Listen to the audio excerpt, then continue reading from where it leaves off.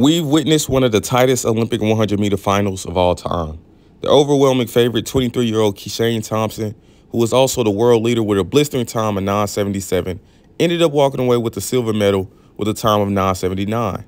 And for third, the previous Olympic silver medalist and world champion, Kerley, with a time of 9:81. What's good, everybody? It's the GOAT Aaron Brown. And before this video starts, make sure you subscribe to my channel and follow me on Instagram, which is linked down below in the description. And if you appreciate the videos that I make, be sure to hit the thanks button right above the comment section and become a member of my channel, which is also linked down below in the description. And let's jump straight into it. Kerley and Kishane Thompson were a bit underraced going into the Olympic Games. I feel this was a big factor in them not reaching their full potential in the Olympic final. But we get to see these two polarizing athletes line up again and race in a highly anticipated Diamond League meet in Rome on August 30th. Other notable names in this race include 100-meter champion Marcel Jacobs and 200-meter Olympic champion Kerley Tebogo.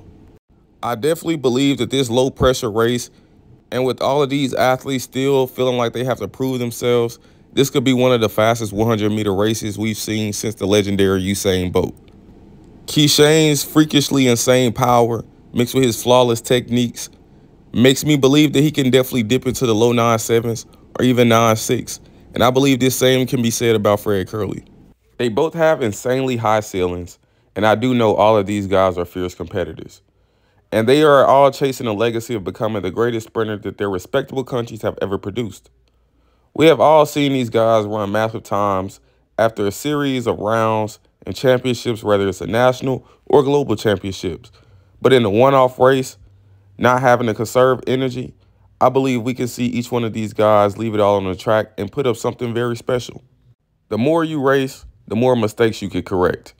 All of these guys made mistakes in the Olympic final, which I know they're planning to clean up in this race.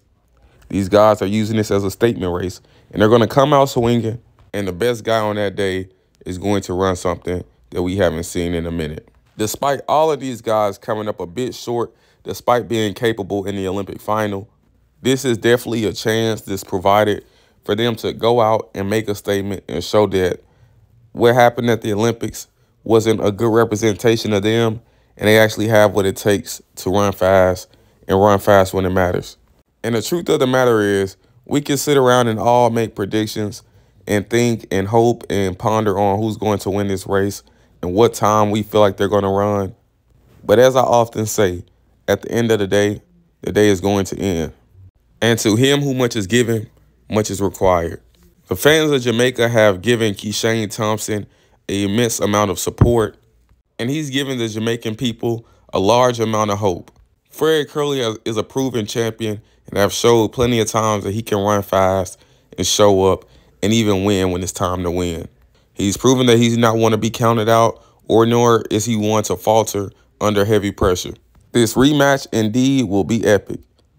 It will be one of the most anticipated post-Olympic 100-meter races that we've been wanting to see and longing to see. Two top athletes really at the top of their game right now, showing up with a lot of confidence, with a lot of faith in themselves, knowing what they're capable of doing, and just have to go out there on the day and display it in front of the people, in front of the fans, for everyone to watch and everyone to see and everyone to witness. This third half of the track season will definitely be interesting, to say the least. We get to see all the guys who ran fast and who underachieved and who just didn't get the job done this year go out there and attempt to redeem themselves. The Olympic champion in the 100 meters, Noah Lyles, have decided to shut down his season.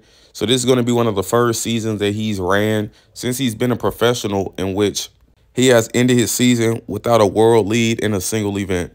Kerley Tebogo, the Olympic champion, is the world leader in the 200. And right now, Kishane Thompson is the world leader in the 100. And with Noah Lyles throwing in the towel, watching from the sideline, he doesn't have a chance to redeem any type of world lead this season. So that's a first. But I think he's going to go get some much-needed rest because he's going to have a difficult task on his hands these next upcoming seasons with the emergence of guys like Kerley Tebogo running into his own form, and then guys like Kishane Thompson and Kerley, Marcel Jacobs even coming back and looking like the old Marcel. It's definitely going to be tough in the next upcoming years, especially with the double I think it's a damn near suicide mission at this point, but it is what it is. Let me know what y'all think down below in the comments. Who y'all feel is going to win this race? And until next time,